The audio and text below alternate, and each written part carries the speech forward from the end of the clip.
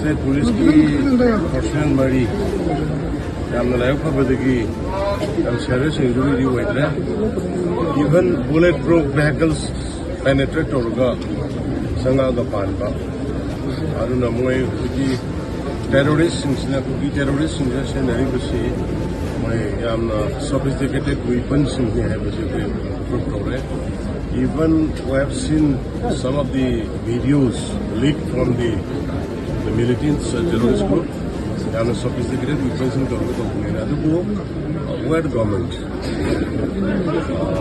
where with the central forces and SS forces we are countering them and now search operation and a bombing operation is widely going on. Reinforcement has been sent and we are having some doubt of involvement of foreign mercenary from the Myanmar side, and it is our commitment to the people of the state and the people of the India. We will not succumb to this kind of threat and aggressors.